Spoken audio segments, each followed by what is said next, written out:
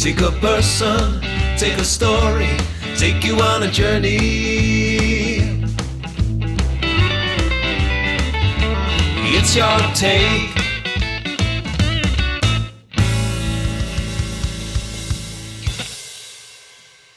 On today's Your Take, I'm joined by a Nashville musician.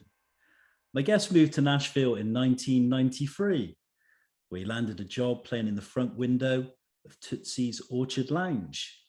It was there he met singer-songwriter Gary Bennett, who was playing at a place down the block called the Rhinestone. The two teamed up in 1994 to form the nucleus of BR5-49, who would play a residency at Roberts. They would go on to release 5 albums, tour the world, various television appearances, Grammy Award nominations, and great critical acclaim. Since the band split, my guest has ventured into a solo musical career. He's the musical supervisor and director for the Tony Award-winning Broadway musical Dollar Quartet. Today, I talk to well-respected musician Chuck Mead. We talk about the success of BR5-49, his solo career, life in Nashville, and of course, his musical influences. Thank you for taking time out of your busy schedule and joining us today for Your Take. I'm delighted to be talking to you today, and thank you for, as I said, for giving up your time. How are things in Nashville? How are things in Nashville? It's very rainy right now. It's coming down buckets, but you know, things are starting to open up a little bit here in the States. Everybody's very trepidatious, as they should be, but I feel pretty positive about it, but I'm not a doctor or anything. So we've had a lot of high winds in the last couple of days, but I'm interested to talk about your musical journey, particularly your time in BR5-49, obviously as a solo performer as well. But I always kind of like to take the clock back in time and go back to kind of your very beginnings. And you were born in Nevada, Missouri, December 22nd, back in 1960. I wanted to ask about your recollections of your childhood and being raised in Overland Park in Kansas. Well, actually, I spent some time there because it's Nevada, Missouri, because that's down near the Ozarks, and that's just how they say it. Incidentally, John Huston was born there too, but I never lived there. I never lived there. That was where my grandma was from. My mom went down to her hometown to her doctor for me to be born because she felt more comfortable down there. But we lived outside the Kansas City area in Shawnee Mission area near Overland Park. But we didn't live there very long. We moved to Lawrence, Kansas. So that's where I grew up, is in Lawrence, Kansas. And I'm a little offended that it gets out there that I grew up in Overland Park, because I don't want any part of those guys. We played them in sports in school. So that's the Shawnee Mission guys. And I don't want to be mixed up with those guys. That's a deep, dark secret you're letting out, that I lived in Overland Park. No, but that was total suburbia right outside of Kansas City, Missouri. And I feel really fortunate having grown up in Lawrence, though, when we moved to Lawrence, because it's a college town. That's where the university is. And I was a townie, but because it's Kansas City, it's this blues town, and jazz, a lot of music came through, and a lot of country music came through too, and rock and roll. Sure. And a lot of it came through Lawrence too, because it's a college town. So there was a whole lot of music growing up for me around that area. And when my mother was young, in the late 40s and early 50s, her family had a radio show on a radio station called KNEM out of Nevada, Missouri, and KNEM, Nevada in Missouri. Anyway, they were called the Hayloft Gang. And then they had, they were the Wines family. It was my grandma, my grandpa, and my mother, and her 2 brothers. And they sang old timey country. and Western songs and gospel songs. And but then they quit for a long time. And but there'd always be music when I was little around the house, you know, like when I was growing up, I was convinced that my grandpa and my uncle wrote all those Hank Williams songs. It's because that was what they were playing, right? And then about 1971, something like that, 1970, 71, 72, they decided to put together a country dance band, get the band back together. They wanted to play again. So they didn't have a drummer. So for my 12th birthday, I got a set of drums. And I became the drummer in the family band. And we played, like, you know, my uncle comes from old rock and roll. So we played a lot of Carl Perkins and Elvis but it was all the country music of the day. We did Hank Williams, we did, you know, whatever, Merle Haggard, Buck Owens, you know, Tammy Wynette, George Jones. It was all that stuff. And we played at what they called the Antler Circuit. It was like the Elks Clubs and the Moose Lodge and the Eagles. And they have different clubs here in the US instead of working men's clubs. That's what the equivalent is. They were like, and they always had a dance on Saturday night. So I grew up Friday and Saturday night from 13 on playing in a country band. I still play some of the same songs I was playing when I was 13, 14 years old. I wanted to come on and talk about, because obviously you came from this musical background. You were exposed to music, particularly roots music on radio. Then you became a performer at a young age. But talking a little bit about your folks, your father was a school teacher and your mother worked in a bank, I believe. Can you describe, she had several jobs. Can you describe what they were like as people? What was your relationship like with them, as well as your siblings? Oh, I still have a great relationship with my folks. You know, my dad is the most level-headed Zen person that I know. They're, you know, my dad will be 85 coming up in April, and you know, they're doing pretty good. They still live out in the country in the house that I grew up in, the south of Lawrence. And my mom, she did a bunch of things. You know, she worked in a bank mostly, but she was also the secretary for a school that was the same school where my dad had his office, because he was a consultant for all the grade schools in our town of Lawrence. And he ended up getting his PhD in education. And my mom got her PhD, which stands for putting husband through. She had the job while he was going to college early on. But yeah, and my sister, you know, we grew up really, really close. And it was always a bummer, though, because, you know, I was a total Beatle freak when I was a kid, too. I was into old music when it was, you know, like in the 70s, I was into Chuck Berry and Elvis and Hank Williams and Carl Perkins and Eddie Cochran and, you know, and the Beatles and the Stones and Jimi Hendrix. I was into all that. And when we were young, my sister liked the Beatles too. And so my folks would get a Beatle album for each of us, and then we had to share. And I'm like, that's bullshit.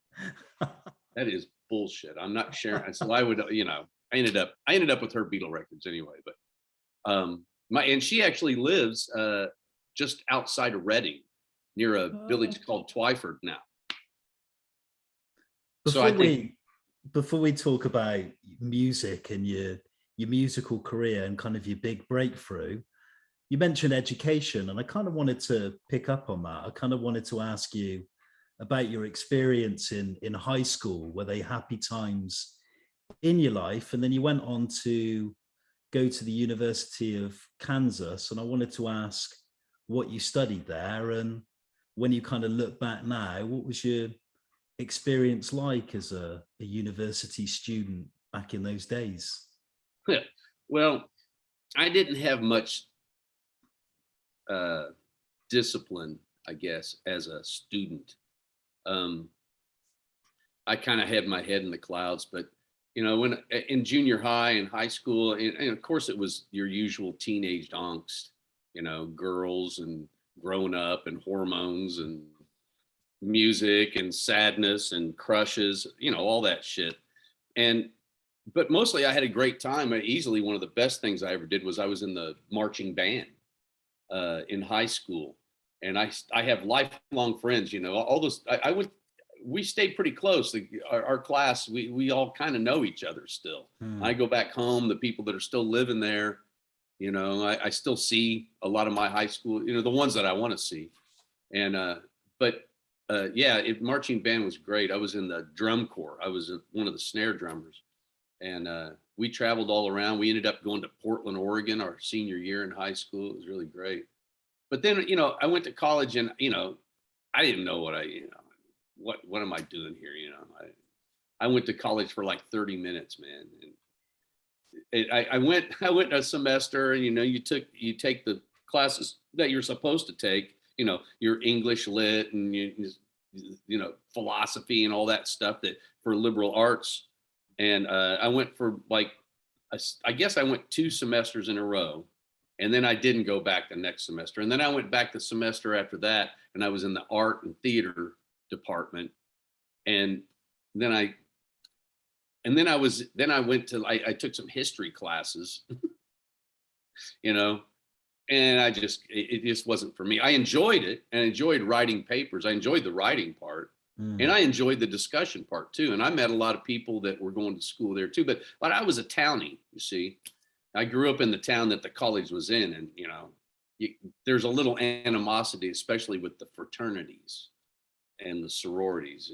There's a little townie versus those people that come in and they're only there for a little bit of time, and they go away for the summer, and then they come back and invade you in the fall when the semester starts, and they're only there for 4 years. But there's also a lot of people that came from all over that went to college in Lawrence that you know, weren't part of that system, and they still are like rabid, you know, fans of the Kansas Jayhawks, is the basketball team. You know, you don't even have to be a sports fan. It's Jayhawk basketball. But they're also like, a lot of people came from Chicago and a lot of other places. They have memories of seeing my band when they were going to college. And so then when I go on the road, they still come see us because, you know, because of that time. They still keep up with me. They became BR5-49 fans, and, you know, it was. So in that sense, I met a lot of lifelong friends, even when I didn't go to school, just being friends with people who did go to school. I still read all the books. Don't worry, James. I still read all that. Coming back to the music, you've mentioned already that the first instrument you learned to play was the drums. But what made you decide to put down your drumsticks and take up and kind of learn the 6-string? Well, my uncle taught me how to start. I just wanted to play guitar, you know, because you can sing and play a song that way. It's kind of hard just to accompany yourself on drums and sing. You kind of need other things. I mean, I'm sympathetic to drummers. A lot of people, there's a lot of drummer jokes. I'm sure you're aware. They're the same ones that you use banjo jokes. They're the same guy, really. You know, banjo is just a drum with strings on it. So, but I just wanted to be out front and sing and do my thing. And so when I got to be like 15 or 16, I got a guitar. And then, you know, my uncle in the late 70s, when I got to be like 18 or so, he moved down to Texas. And my dad stopped playing bass. You know, the band was my grandpa, my mom, and my uncle, and my dad played bass. And my dad was really famous for saying, "Hey, people ask me where my kid is on the weekends," and I say, "He's right there," because keeping a watchful eye on you at the same time. I was totally out of trouble and making money. Yes, out of trouble and making money. So, but then, you know, my dad quit, so I played bass for a while, and then my uncle moved down to Texas. So then I became the guitar player for some gigs, and I would recruit some of my friends to play drums. You know, my guys that were in my band, or, you know, whatever. But my mom still, when I play in Lawrence, and I'll be there, I'll be going back there in May. When I play in Lawrence, my mom still gets up and sings with me. So if she was ever in England when I was playing a gig, she would totally be getting up and singing, I promise.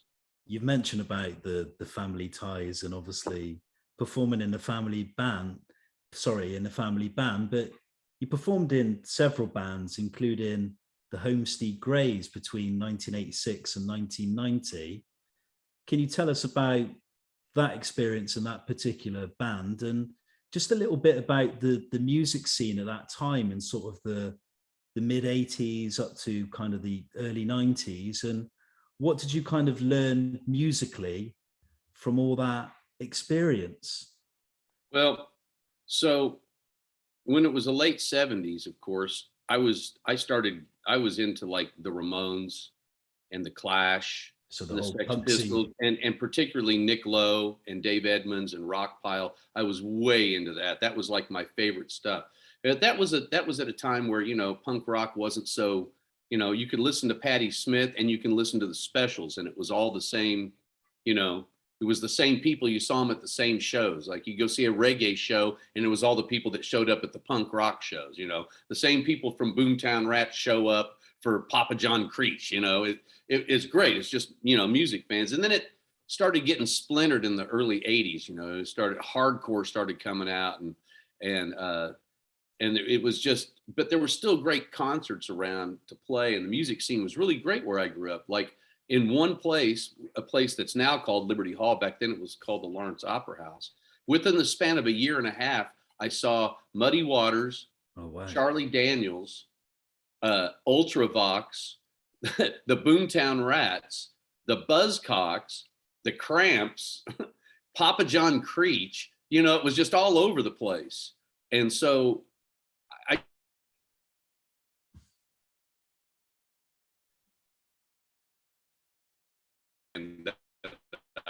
had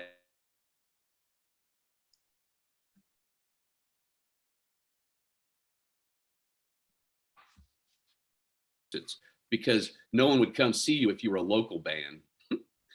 they if you were from out of town, that was the allure. So that we put that in the name. But I was in these bands. I was in a pop band called the Blinkies. There was like a collective of maybe 15 people, and we had like 4 or 5 different kinds of bands. That we had a pop band called the Blinkies, and then I wanted to do a country band. So the country band was the Homestead Grays. And then there was a reggae ska band called Poverty Wanks. And then there was a surf band called Rabbit Scat. And like I was in 3 of those bands. And so were almost everybody else was in like 2 or 3 of those bands. And it was great. We put on our own parties, you know, because we would create our own gigs. And so we were kind of part of the scene there in the early mid 80s. And then the Grays kind of took off, and that was what I did. And, you know, we were on the college circuit. You know, we go up to Chicago, we go to New York, we hit all the college towns, and we had some indie records out. There was an independent label there called Fresh Sounds from Mid-America. And we had a couple of records out on that little label. And so we got around quite a bit, and I learned a lot, but then I decided that I was getting too old and I needed to go to Nashville to go pro. So that's what I did. It's a good point to kind of move on to my next question, because a significant part of your life, and indeed your music career, is moving to Nashville in 1993. But I wanted to ask what your early impressions were of Nashville, and how did you get a job performing as a solo performer in the front window of a place called Tootsie's Orchid Lounge Club? So we would, in Homestead Grays, Nashville was one of the places that we would hit. But we would play down on what they called the Rock Block at this place called the Exit Inn, very legendary club. A lot of people played there. And we'd play down there, but we would always go down to Lower Broadway.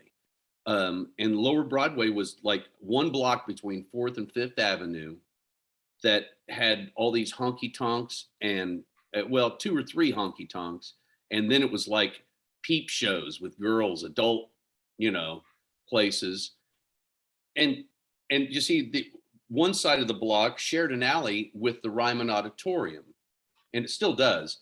And where they had the Grand Ole Opry, and these guys used to go over to Tootsie's Orchid Lounge and drink, even back in Hank Williams' day when it was called Mom's, before a woman named Tootsie Betts owned it. But in the 60s, in the late 50s and the 60s and the 70s, that was like your hillbilly left bank of writers. That was where Willie Nelson and Farron Young and Hank Cochran and Roger Miller, all these guys, Tom T. Hall, they used to hang out there and drink and share each other's songs. It was like, you know, and Chris Christopherson called it the hillbilly left bank, because they would talk about songwriting and they were way into it. They go home, they would have guitar pulls and stuff, and they really didn't have many bands in there, so to speak. The live music was in the back where all the pickers hung out. There was a jukebox in front back in the old days. And of course, then the street became, when the Opry moved out to Opryland, it fell on hard times. But in the 80s, I would come through and everybody was like, you're going down to Lower Broadway? That's dangerous. And I'm like, it's Tootsie's Orchid Lounge. Come on. And so, and there would be one guy picking in the window, you know, playing his songs and playing old, you know, country songs. And so I'm like, that's wide open down there. And so I'm like, man, I want to move down. And I want to get a gig down here. This should be happening. This street should be jumping. And so I got a gig down there in a roundabout way, because my first job when I moved to town was door-to-door canvassing for Greenpeace. I was knocking on people's doors. Hey, I'm Chuck with Greenpeace. You know, the Save the Whales people? Not too many whales here in Tennessee, but we got a lot of other water issues we want to work on. So we need $100 right now. And that was what I did. And before and after we would get off of work, we would canvass and knock on doors from 6 o'clock in the evening till 9. And then we would go out and we would go to Tootsie's a lot. And one night they all knew that I played guitar. And like the second time we went to Tootsie's, that after Turf, the guy was trying to embarrass me and say, hey, get this guy, he plays, get him up to sing. And so I got up and I sang, and I ended up getting a gig out of it. So I had a little, you know, and ended up working there. So I worked at Tootsie's until it became inconvenient to work at Tootsie's. Even when we were working at Roberts, I still kept my Sunday and Monday gigs. Wilson Hawkshaw, the drummer for BR5-49, he and I've been knowing him since Lawrence. He was from Lawrence too. We had a duo band called Dos Cajones. And that's what we called ourselves at Tootsie's, Dos Cajones. And name. I love that name. Yeah. And so and that was where I met Gary. He was working at this place called the Rhinestone, which later on became Robert's Western World. And it sold trinkets. And there had been some street politics down there where Robert had been running Tootsie's for a long time, and then suddenly he wasn't running Tootsie's and these other people were running it, and I didn't know the politics then, and I'm like, don't shoot me, I'm the piano player, whatever. I'm the hillbilly singer in the corner. I'm not getting involved in all that. But Robert, to compete with Tootsie's, it was easy back then just to get a beer license, because that's all they sold down there was beer. It was a tavern. He just got a beer license and put a bar in and a little stage, and now he had a place. And it was like when we first started playing at Roberts, we had to take the clothes racks off of the stage so we could set up, because it was selling, like, there was a whole wall full of boots that he sold, and there was cases of gun belts and saddles and Western shirts and stuff like that to sell to the tourists. And Wow. You can't even make that shit up, James, really. You mentioned about meeting Gary Bennett, and I think that's a good point to come on to forming BR5-49, because how did you meet the original members, and how did the name come about? And can you discuss the material you were writing and performing in the early years, and how did the whole thing kind of just kickstart, really? It was all an accident. You know, we were working down there on the street, and Gary and I knew each other because he was working down there at the Rhinestone, Roberts, and I was working down at Tootsie's, and we were the two guys that were kind of new on the street, but we weren't doing, everybody else was doing kind of what was on the radio, and then you know, or like outlaw era country. But emphasis was you do your own songs too, because it's a songwriting town. It's not so much like that anymore now. It's different street. But back then, it was emphasized that you had your own material. That's why you were there. You weren't there to copy somebody else. So, but we were doing like Johnny Horton and Johnny Cash and Hank Williams and Ray Price and Farron Young. We were doing like old school stuff that they hadn't heard for a while on the street. And so Gary and I kind of sussed each other out. We saw each other, like we did an audition for the Bluebird, another famous club here in town. And we both were up there playing at the Bluebird, and that was where we first saw each other. But then we realized we were both down there on the street, which everybody was scared of at the time. They're like, "You playing on Broad? How, you know, and you live every night?" And I mean, it was pretty rustic down there. I saw a lot of people getting heads bounced off of parking meters and, you know, stuff like that. But it was fun. It was, and so one night I was playing there at Tootsie's, and Robert, who ran Robert Moore, had put together a band for Gary to play on the weekends down at Robert's. And he came down one Monday night and said, "Hey, so-and-so," it was a guitar player that was playing with him at the time that Robert knew, "so-and-so can't make playing guitar this weekend. Will you come and play guitar and sing some songs and, you know, with the band?" And I'm like, "Yeah, sure, I'll do that." I didn't really play lead guitar, and it shows. I mean, it still shows. But I said, "Yeah, I'll go ahead and do that." So the other guy never came back because we sang so well together instantly. It was just crazy. And then there was a guy named Bones Becker, an older guy that played electric bass. And he had played with like Tanya Tucker and some other people. And the drummer was just a rotating drummer. It was a different guy that Gary called up almost every week. You know, you couldn't rely on one person back then. You had to, you know, and then it was like you just had to call it out and follow whoever's singing, you know. And we just did the songs that we knew, that because we didn't have enough original material then to play all of our own songs, but we always played our own songs from the very first night. And that was really important. And then we fell into a period where he and I would like play double shifts together. I had an early shift at Roberts because Robert then gave me some shifts at Roberts too. So I was working both places, and I would play early shift, and then Gary would play the late shift, but we would both play both shifts together just to practice playing together and singing, because we really wanted to nail that sort of Louvin Brothers type harmony, because everybody thought we were brothers. And we almost called the band the We Ain't Brothers, because they'd say, "Hey, are you guys brothers?" No, we ain't brothers. So we were almost the We Ain't Brothers. But it was, I don't know, we started talking one night about, you know, anyway, so then we had a sax. So then one night after the first night we played, the first weekend we played, we were ecstatic. It was great. And we're like, that was really cool. I'm looking forward to next weekend. And all of a sudden this guy comes up and says to me, "Hey, I'm going to be playing with you guys from now on." I'm like, "How did that happen?" He goes, "Well, Robert hired me." And I said, "Well, what do you play?" And he's like, "Saxophone." And I'm like, "Saxophone? There's saxophones in hillbilly music. I guess Western swing, they got saxophones, but not in hillbilly music, you know?" So he was in the band for a while, and it was good because we turned him on to Louis Jordan, and we could do that kind of stuff now.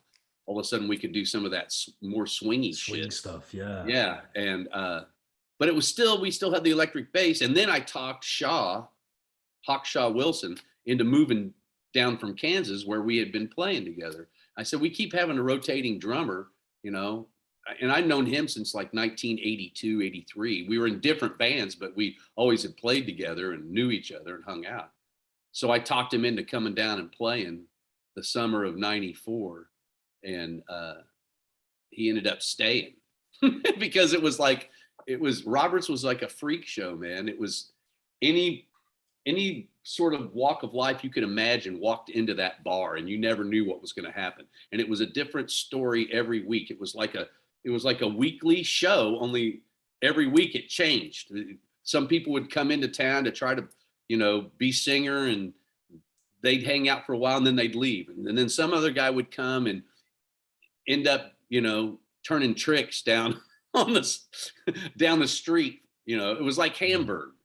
Playing at Roberts was obviously a great musical tuition, and you mentioned about this kind of instant musical connection with Gary, and you just performed naturally together. But how would you say the band took off, and how did the kind of record contract with Arista Nashville happen for the recording of the debut album? And secondary to that, what was the experience like recording the first album, and were you amazed by the reaction to it upon its initial release? Well, so then we played like that for a while in the band, and locals started showing up. Like, it started to be a thing. And then another guy named Greg Gehring started playing upstairs in the back of Tootsie's.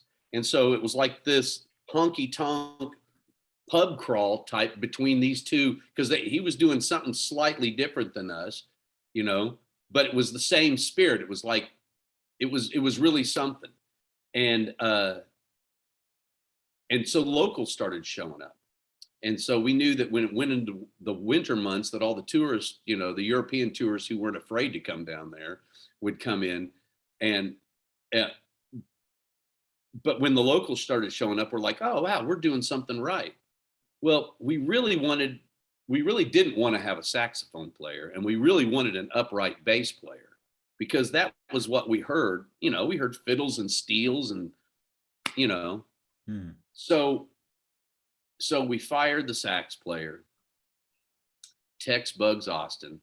And so we were just kind of a 4-piece there for a while. And that was pretty slick. So the other part of the story is Gary Bennett had this roommate named Don Heron. And Donnie was he's like an incredible fiddle player. Could play anything, Stefan Grappelli and Django Reinhardt and Bob Wills and, you know, Dale Potter, straight hillbilly shit. You know, he grew up playing, he's unencumbered by a background in school orchestra, because his growing up learning how to play was at square dances in West Virginia, where he grew up. So like in a barn on Saturday night playing like old timey square dances. That's where he came from. He was playing with some weird band that kind of had a deal, or, you know, he was traveling around playing the fiddle, but he was roommates with Gary. And he always said that, hey, you know, he would come down and he'd go, hey, if you guys ever get an upright bass player, I'll quit this band and I'll come down and play with you. So the push was on to get Bones to get an upright bass, but Bones, he said it would hurt his hands. And he was, you know, he's older than us. And so there was this guy that was hanging around down on the street who was a guitar player, and his name was Smiling J. McDowell. And he was hanging out getting drunk, watching us play. And so we knew him really well. And he ended up, in fact, being roommates with Shaw, our drummer, when my wife kicked him out of our house. So, because he'd stayed too long. They finally got a place, right? So Jay is going to see us almost every night. You know, we became great friends. And then one night we had the first time and our crowd kept getting bigger and bigger. And we were like, wow, this is like something. And the first gig that we had outside of Roberts, we opened up for Nick Lowe at this place called 328 Performance Hall. Oh, wow. I'm a huge Nick Lowe fan. I love Nick Lowe. Oh, yeah. Me too. And that's where I met him, and I'm still friends with him. And he used to come down to Roberts a lot to see us play. So that night, Jay was there at the show to see Nick Lowe and hanging out backstage with us and shit. And we'd been talking, Shaw and me and Gary, we're like, let's just ask Smiling Jay to be the bass player. He could do that. He could learn how to play bass. So we asked him, and he was in another band, you know. And we asked him, and he's like, oh, sure, I'll play. Yeah, sure. So we have to fire the bass player. We fire the bass player. It was a big scene, but Jay didn't have an upright bass. So you couldn't find one around Nashville at that time. It was weird. So we went to this, like 3 hours away near Knoxville, to this one place we tracked down an upright bass. And Shaw and Jay and I drove my Aerostar van down out to Knoxville. and got this bass. He got the bass on Wednesday and started working, he goes, okay, I got a little while before, I actually have to play, and so I'll learn it. So he started learning, all the Gene Vincent and stuff that he was familiar with, just trying to get used to playing the bass. But then Bones quit. And so now he was forced to be there next week because he got mad when we fired him. So, but then he got the bass on Wednesday, and then Monday I said, well, we're like, why don't you play with us Monday at Tootsie's with Shaw and me as Dos Cajones? You just set up the bass and it'll be mellow, because it was always mellow in there on Mondays, at 10 o'clock it was, and he could learn and play bass. Well, I don't know, word got around that the new guy was going to be playing with us at Tootsie's. Plus there was something going on, and Joe Ely was in the audience. So the place is packed, and Jay walks in there first time to play the upright bass in front of people, and the place is just slammed, right? But he totally killed. And so true to his word, Donnie quit the other band when we got the bass. We were just a 4-piece with an upright, and then Donnie gave his notice, and he learned how to play steel. I let him borrow my steel, so he learned how to play the straight steel, the old Hank Williams style steel. And he came into the band. Each time something happened, everybody thought we were ruining the band, but then it actually got better. And then when Donnie came in, it was like the 5 of us had been playing together since we were 15 years old. And it just went over the top. And it just kept getting busier and busier. And we're like, are we ever going to get a call from anybody? This is happening in Nashville. And we didn't hear from any label people or anything. But what we didn't know was that they were all out in the audience. All the different labels and all the managers and lawyers and shit were in the audience checking us out, waiting for us to take a break. But we didn't ever take a break. We played for 4.5 hours without taking a break, because we were trying to keep people in the bar, right? You take a break, people leave, especially at midnight. So the only guy that stayed till 2:30 in the morning was a guy named Barry Coburn, and he eventually became our manager. Oh, wow. But so finally, during Fanfare of 1995, it's called the CMA Fest now, but it used to be called Fanfare. And so everybody's in town, all these music people are in town, all the fans are in town, all the artists are in town, all these big shows going on. And we're down there at Roberts, doing our regular gig. And it became a destination place. You got to go check out these idiots playing old country and rockabilly in this window of a boot store. It was just like a whole atmosphere and a whole scene. And so Paul Deacon, the drummer from the Mavericks, the Mavericks were coming down to see us play. That's how we met them. Marty Stewart was coming down to see us play. That's how we met him. Steve Earle was coming down to see us play. That's how we met him. So Paul Deacon brought the editor of Billboard magazine to see us play, and his name was Timothy White. He's the late great Timothy White, and Paul got him drunk. And he was so enthralled by the scene that he said, I'm going to put those guys on the front of Billboard magazine. And, he's just drunk. No, he did. He put us on the front cover of Billboard magazine. And the next day, 7 labels wanted to sign us, And it kind of happened that quick. And so we signed a production deal with Joseph Noyens, who ran the studio called the Castle Studio. It's a very notable studio out south of town. And the studio manager there was a guy named Mike Janis, who he was the original guitar player in the Homestead Grays. And he'd moved down here to Nashville before me and was the one that paved the way for me to come down. And we had a production deal with them when we were recording in a barn. We weren't actually in the studio. They put us out in the barn because somebody else was in the big studio. And we decided to record a live record at Roberts. And we were fortunate we had a choice of labels to go to. A lot of people were courting us, and we chose the big label. Sony was after, an RCA, all those were talking to us. But Arista was the real family place. that was like all the artists really meant something to everybody that worked there.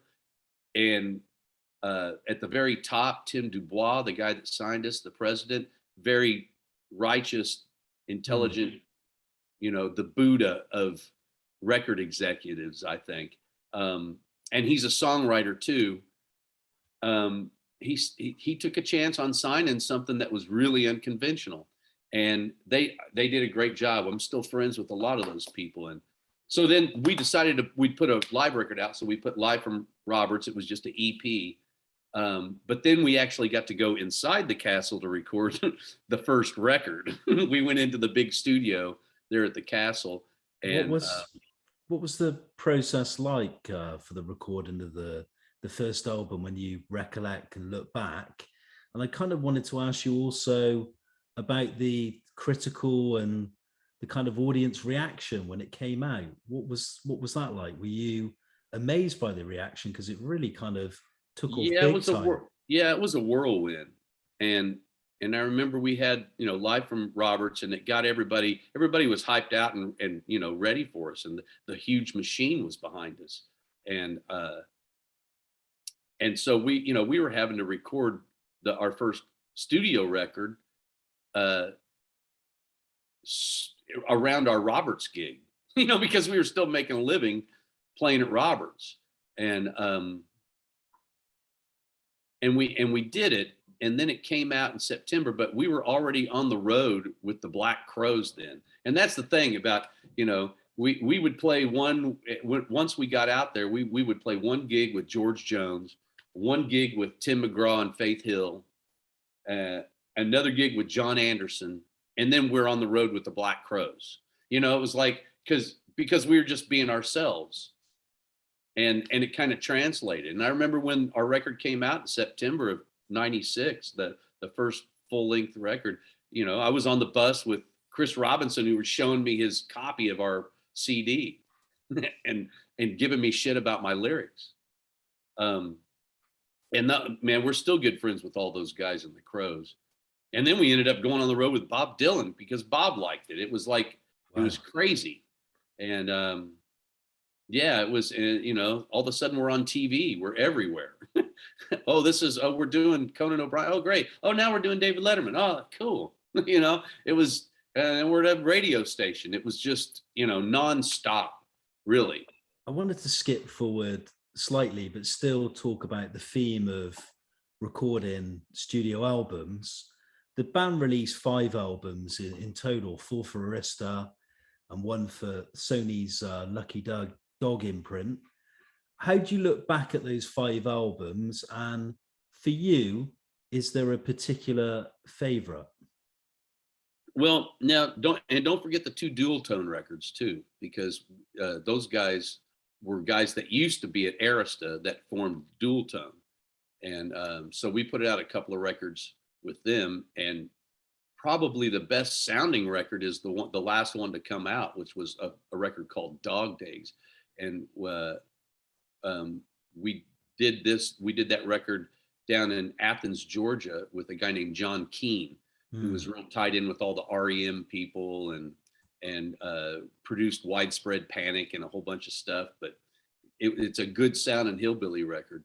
I don't really have a favorite. I mean, they're all have a certain spot, you know, for me. You know, I think the purest record we ever made was the Live at Roberts, because we went in and tried to overdub stuff and we couldn't. So it is kind of what it is. And yeah, so I don't know, the Coast to Coast one's pretty good too, and the Big Backyard Beat Show. We wanted to call that record the Super Hillbilly Beat Show, but they didn't want us to use the term hillbilly. And then like the next year, Brooks and Dunn came out with on the same label, came out with a record called Hillbilly Deluxe, which is just the name of a Dwight Yoakam record from the 80s. You know, it's like shortly. We did a lot of shows with Dwight too. Shortly, in just a moment, I wanted to talk about you moving into a career as a solo performer, and also touching upon your work as a musical supervisor and director for the musical $1 Million Quartet in just a moment. But before we do, I wanted to ask you, firstly, why did BR5-49 disband? And my second question to that is, when you look back at your time in the group, and you've mentioned all the festivals, all the people you've performed alongside and supported, the TV appearances, the awards you've received, all the countries you've performed, what for you is the defining moment or standout memory from that period in that band? I don't know. We went to the Grammys 3 times, and that was pretty cool. And the first time we were sitting right behind Buddy Holly's widow, which was great. Oh, She was laughing at us being all hillbilly. Maria Elena, is that? Yeah, that's exactly. Right. Yeah. And I mean, there was lots of highlights. There's an expiration date on bands, I think. And it just happens. We could be playing together. I don't know, but we just don't. I did talk to Donnie for about an hour and a half on the phone yesterday, though. So it's not like I'm not in touch with those guys. So, but it's just a couple of guys don't even live here anymore. And Donnie's playing with Bob Dylan. So that keeps him pretty busy. And so, we had a good time. We playing on big TV shows, rubbing elbows with movie stars and singing on stage with George Jones. That's pretty good. Yeah. Incredible. There's a whole lot of things that we did and a whole lot of people we met. There was a epic weekend where we were like the only hillbilly act on the bill, but it was a bunch of rock stars and us at a rainforest benefit in New York City. And it was like, Keith Richards and Dr. John and Levon Helm. We ended up bonding with Levon because he knows country. But Hubert Sumlin, Odetta was on the show. It was crazy. Clarence Gatemouth Brown, so these guys are like my heroes, and it was kind of cool to be able to meet and talk to them without being, all germy. And, I really like your records, because I'm there to play too, and so that it's a different sort of thing. I mean, they met their heroes too, in the same way, you know. But I was lucky enough to I don't know. We were just at the right place at the right time. I wish we could have really carried it all the way up the mountain and had huge hit records, but we put a little dent in it. Like, I don't know, I have a friend, there's a musician here in town named Webb Wilder. I don't know if you ever heard of him. No, I don't know. But he's fantastic. Webb Wilder, last of the full grown men. And he always says, and I'm right there with him, I hit the big time and bounced right off. It almost seems a kind of natural progression for a musician that when a band disbands, that they decide to become a solo artist. I wanted to ask a bit about your solo work and what are kind of your long-term musical plans, and just tell us about some of the solo projects that you're kind of most proud that you've worked on. Well, I like all my records because they're all different. None of them are the same thing, but they still sound like me, unfortunately. The first record, Journeyman's Wager, that I put out was kind of a result of me after BR broke up. It was simultaneously, right after that, I got a gig as a staff writer for 1010 Music that was run by Barry and Jewel Coburn. Barry Coburn, our manager in BR. He hired me to write songs, and so I learned how to sit in a room with somebody and a blank piece of paper and come out with something. And lots of times I was put with good people. Lots of times it was, get together with Guy Clark and sit in a room with him. And that's you can really learn something just by writing a song with a guy like that. And, but you can learn from anybody that you write with. And so I got that chop. And so Journeyman's Wager was just sort of a result of me. Those are all co-writes. And I was still trying to get a cut. It's like, okay, I'll make a cool record. Maybe I'll get some big star to record one of those songs. And it never happened. I think it still could, because there's lots of good songs on it. And that was produced by Ray Kennedy, who works with Steve Earle and Lucinda Williams and a bunch of people. He's really great. And so I did that. And then the next record, I hooked back up with Mike Janis, who is now the professor of audio engineering at Belmont University. And at the time, I guess it was 2012, 2011, they just opened up the old Quonset Hut studio, which was really the first studio on Music Row. The Bradley brothers opened it. It was the Bradley studio. And it was like a boarding house that they bought Army issue Quonset Hut and put it on the back. I mean, you can still see part of it because it became Columbia Records, which became Sony. And so they'd just redone the whole Quonset Hut. So I wanted to record a record at the Quonset Hut, all country covers and rockabilly covers, most of which were recorded right there at the old Quonset Hut, because that's where they cut tons of hits. And so I had my band that I've had for 10 years, longer than BR.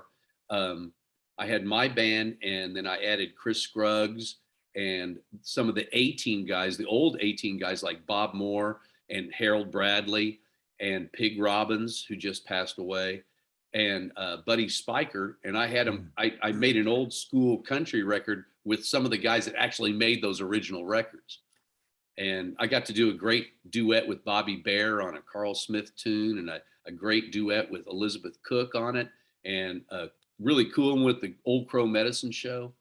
And so that was that record. And then the next record I made is a record called Three State Serenade that was all songs about me growing up in Kansas.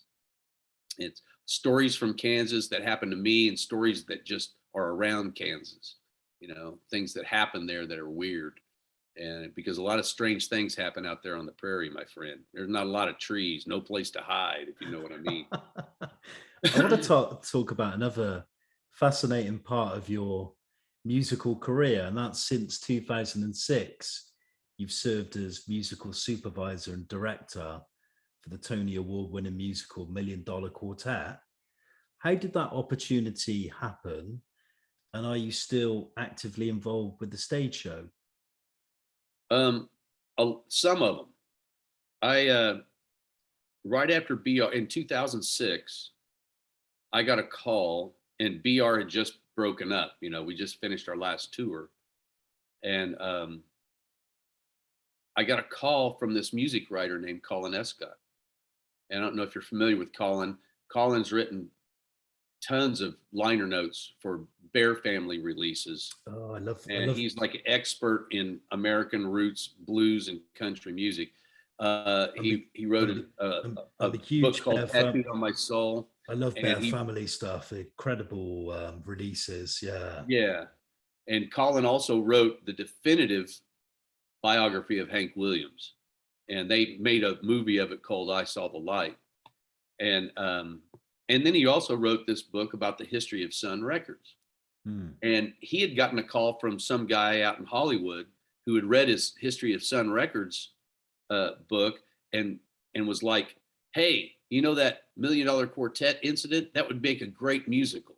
And so he started writing this musical, right? So he'd been developing it for a couple of years by the time he called me and said, had you ever thought about working in the musical theater? And I'm like, no, not really.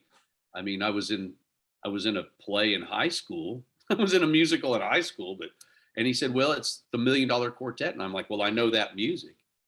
And so I met with some of the producers, and one of which was a guy named John Cassette, who owns the Grammy show, or he did. He passed away now, but his dad invented the Grammy show, Pierre Cassette, and he was one of the producers on this. And they wanted it to be real rockabilly music, as opposed to like a New York musical director. There's somebody else's idea about rockabilly music. They didn't want to be cheesy. They wanted it to be authentic. So they called me, and I'd never done anything like that before. And so they took a big chance on me.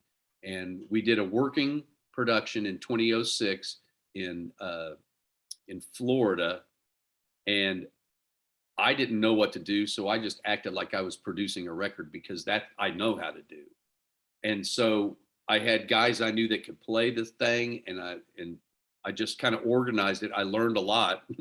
And then we did another production in 2007, and then 2008 we opened up a big professional in Chicago where we ran for 8.5 years.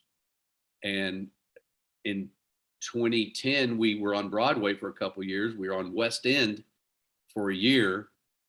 Had a great time at the Noel Coward Theater. I was very happy to be at the Noel Coward Theater because I'm a big Noel Coward fan.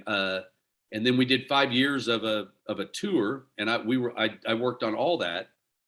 And then it got into the licensing phase where it was like there was too many of the productions. I'm not going to be involved. They can't pay me. All those can't pay me to do it because I'm the guy from Broadway, right? But they did an extra deal with the Norwegian Cruise Line. So it's on a Norwegian cruise liner I've been doing, and I do that. I do it 2 times a year. They let people stay on the ship for only 6 months. So we have to do 2 casts a year. And I've been doing that for like 6 years, and I love it. I love the people I work with, and I still find new things in that show. And this past Christmas, we opened up $1 million dollar quartet Christmas show, which is, it picks up right where the other one left off, except for they add Christmas music to their music too. So it was very interesting, and I learned, I think I got better at putting together musicals. From the $1 Million Quartet, I've got one final question, and then Chuck Mead, we come on to the final quickfire 13 questions that we ask all your take guests. But the first one, the last question, you produced and supervised the music as well for the CMT television program on Sun Records. I wanted to ask what this involved, and can you kind of put into words for me what the music produced at Sun means to you, and has it been a key musical influence and education for you? Well, Sun Records is really ground zero for rock and roll, because Memphis had the elements of every single thing that makes up rock and roll. And it's all right there. You know, you have the blues coming in from the South, you have the hillbilly music coming in from the South, you have all that show tune music coming in from New York City, all the Tin Pan Alley guys, you have all the minstrel show history of all that, which is just vaudeville. You have all those elements right there in the middle of the country. And so to me, that's the explosion, you know. And Chuck Berry was part of that too, because it's right along the river, you know. And, so that music is extremely important to me because, you know, Howlin' Wolf came out of that studio, B.B. King came out of that studio, you know, Billy Lee Riley, Elvis, Carl Perkins, you know, this is the music of my life, you know, Jerry Lee Lewis. Sun Records came about because it was a $1 Million Quartet spinoff that they decided to expand. It was that when we were filming it, it was still called $1 Million Quartet. And I wish we'd had the second season, but I was in charge of recording all the music. Cowboy Keith, who was a tour manager and sound engineer front of house for BR5-49 for years, who we still work with, we went to his studio and made all this music. We recorded all of it, but we had all that, but we did a lot of it on the set too. I was on the set. Anytime there was music playing, I was on the set. And I hired real musicians to play musicians so they could actually play things so that they looked like they were playing. I sent them the recording ahead of time so that their hands were in the right place. You know, the fingering on the sax, the fingering on the guitar, everything was in the right place if they were playing with the track, but they learned the track so that we could record actual sound on the set of the old Sun studio. They made a replica of the Sun studio, completely accurate, and the place sounded great. I mean, it sounded really good. If you can still see it if you go to Graceland now, they have the set from Sun Records at Graceland on display. The executive producer, Leslie Greif, he donated it to him. And Leslie Greif, he took a chance on me too. You know, I'd never done a big TV show like that. So it was like, and I'm working with the Oscar nominated director. It was, and I learned a lot about making film, and I ended up working with the director of photography on another film last year, and doing much the same thing. So I think I could handle movies and TV too. So if there's anybody out there that needs that done, I can make it happen and make it look real if you're doing something live.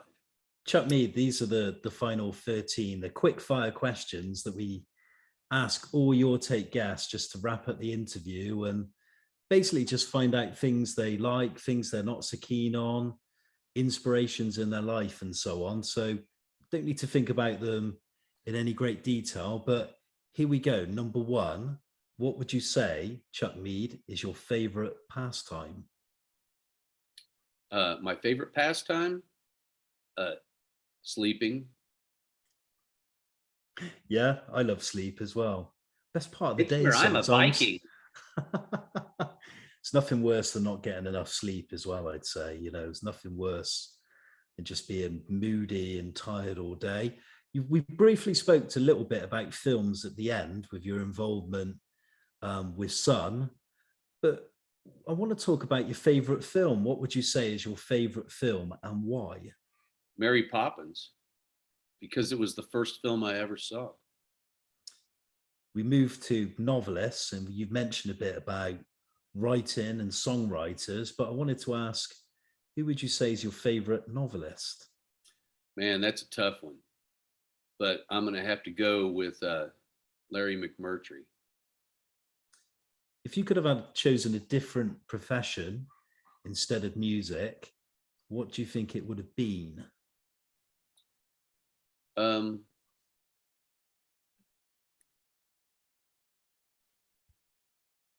Something that doesn't require a lot of work. I don't know. I was in Amsterdam one time, and I was sitting outside this cafe sipping on a little coffee, and I saw a guy in an orange suit coming by with a trash can and a broom, and he was sweeping up cigarette butts and stuff from the little lane where I was. And he put his dust in the dustbin and set his broom down and reached in his pocket, lit a cigarette, and just stood there and smoked a cigarette for about 15 minutes. Then he put it out, grabbed his broom, and went on sweeping. I'm like, that's the job for me. This could be a tough one for you because we've spoken about so many people who've inspired you in music, and also about your family ties in a musical band. But who in life would you say has been your greatest inspiration? Wow, I don't know. There's a lot of them, but Hank Williams was the first, and he kind of hits the nerve for me. But then so do the Beatles, you know. And to me, it seems like a natural extension, you know. That it's the Beatles were a damn good rockabilly band. Let me tell you, best damn rockabilly band to ever come out of Great Britain, and the most influential. Well, yeah. That Get Back thing is amazing. You watch that and you see them go through all the stuff that every band goes through, except the difference is at the end they got Beatles music.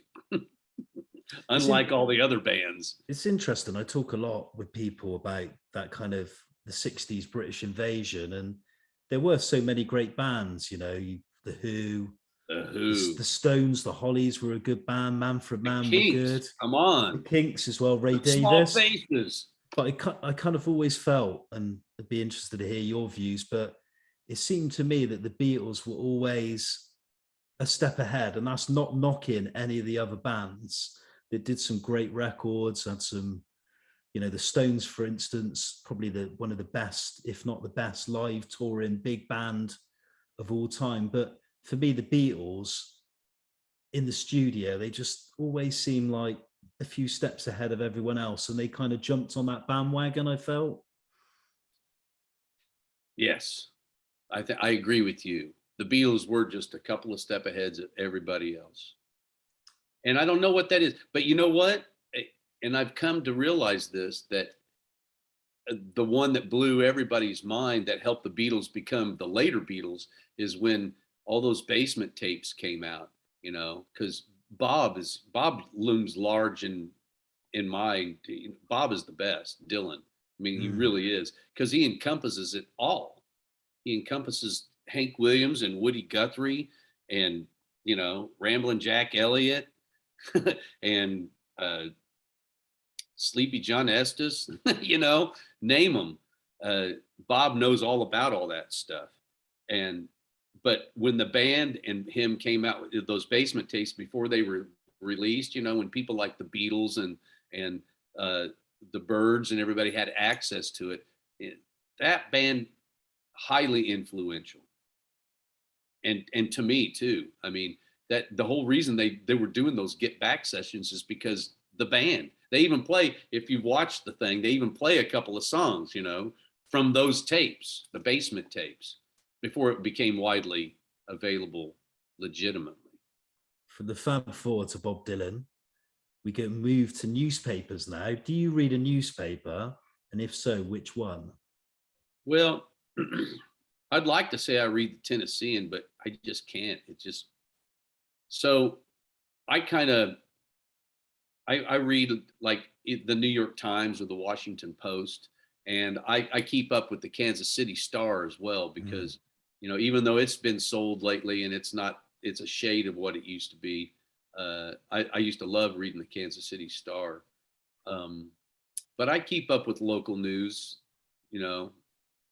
Of course, I get it digitally. I wish I could still get a paper. I mean, I could, I guess, but I don't want the Tennessean. It's not that great a paper anymore. The Banner was great. The Nashville Banner was great, and then they became owned by the same person, or the same company. Not one person owns a newspaper anymore. It's a conglomerate of some kind. From newspapers now to food, eating, what would you say is your favorite food? I could eat Mexican food every day of the week if it was put in front of me. Curse words next. Always love. Fuck. What would you say is your favorite curse word? I think you already said it, and why? What? Well, because fuck, man.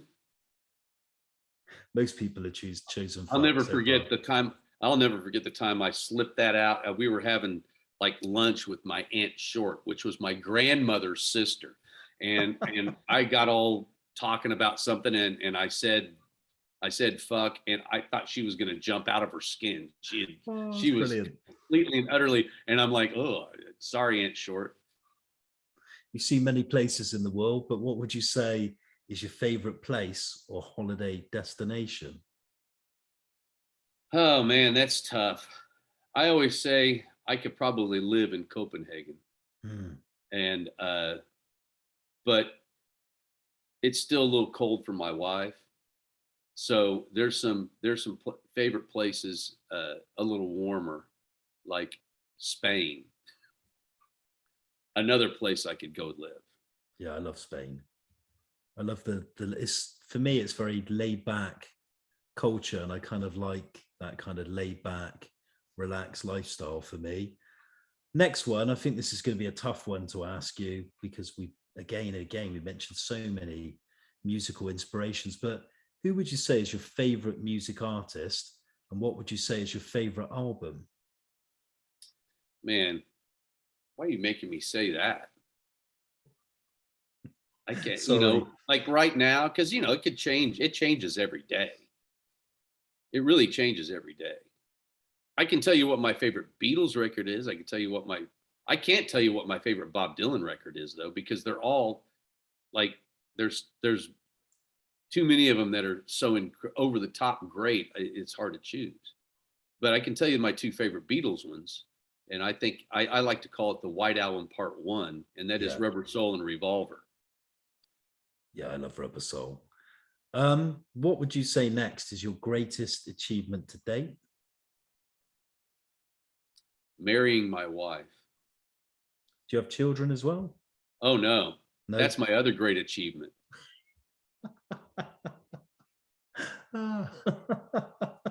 And finally, Chuck Mead, oh, I love that answer. How do you wish to be remembered? With my pants on. I've really enjoyed this evening. I say this evening, it's still afternoon where you are. The interview, a lot of the things you've said have really resonated to me because I grew up a little bit like you and from a musical family, but not a performing one. And all the kind of main influences in my life were from my dad, his love of roots music, his love of Sun, his love of Elvis, Eddie Cochran, all these names. And I kind of feel very fortunate to have seen many of those kind of legends. I saw Chuck Berry as a young boy live. I saw Carl Perkins. I saw Little Richard, so many names. But I can honestly say they had magical moments in my life. And I've been fortunate enough to see some great gigs. But I would honestly say, not because you're here now and I'm trying to be nice, but BR5-49 was one of the great live bands I've ever seen, a fantastic live band. And part of me, I know you've probably heard it so many times, I would love to see that band get back together. Well, you never say never, but in this case, you could probably say never, but you never say never. But you can still listen to the records. Yeah, you still have the records, you still have the memories. And Bear Family put out a disc, a DVD disc a few years ago. And actually, it's so great to be alive and be on Bear Family label, because they usually put dead people's music out. So, but we're all alive. But anyway, we did a television show in Germany in 1996 or 97 called the Ohne-Filter TV show, where you get to play live. You just plug in and you play live, and it was kind of a cabaret setting, and that's available on Bear Family Records. You could get a DVD of that and enjoy the old BR time. I've got a feeling I've got one on my shelf of you guys. One sec, it might be a different one, but before we wrap up. Okay.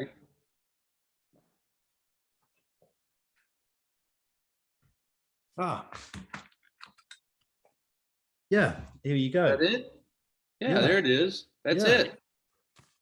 Yeah. There's Donnie and Gary right there. Yeah, a bit of free advertising there. And I wanted to kind of wrap up by thanking you for taking part in the interview, for being a guest on Your Take, but also how do people find out more about your music? And lastly, will you be coming to the UK at some point? Well, I would love to come back to the UK. We haven't been there for a few years, and I'd love to come and do some gigs if anybody's interested in coming out to see us. But they can keep track of what I do through my website, which is chuckmead.com, or they could go to my Facebook or Instagram page. I have a musician page on Facebook and Instagram account.